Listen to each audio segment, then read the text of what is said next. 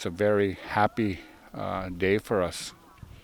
We started this many, many years ago with the burial mounds here being destroyed in the 50s, and the remains were taken to Toronto and put in the basement in the Royal Ontario Museum, and just basically was left there, and nobody took care of them.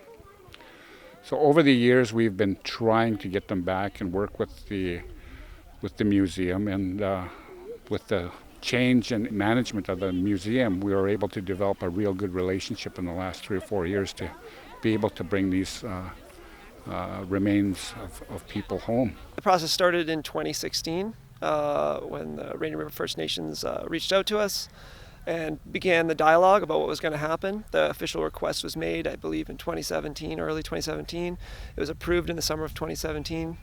And then we've been just discussing the mechanics of how it's going to work, the pragmatics of it, and now it's happened. But we were waiting for the call. We got the call a few weeks ago, I believe, and within that time we were able to get everything organized and bring it up.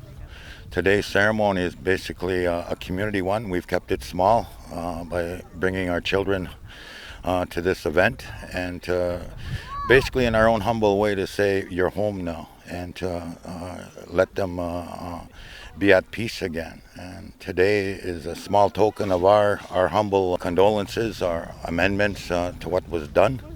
And this is what we hope will rest in the minds and the memories of our young today. And it's a humble experience for all of us, and we finally filled a void that's been here for the last 60, 70 years. Where we're putting them is,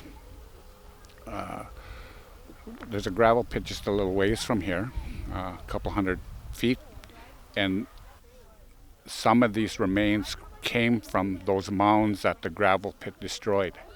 And over the last 10 years or so, there's remains of a destroyed mound there, and we've been gradually building up a new mound. And today we're going to reinter those remains on the new mound for a new beginning, to tell these people that have been away for many, many years that you're home now, and we're here, and we'll take care of you forever. Last few years, when we found out where these ancestors were, it's been a huge concern, and there's a big sense of relief with my community. You can feel it with everyone that's here, that the ancestors are coming home, and they're coming home to where they belong, where they can be protected. Here in Canada, institutions are on their own accord taking this initiative, or in our case at the RRFN, we're in the process of sort of reaching out to multiple communities, but in this case it was the Rainy River First Nations who reached out to us.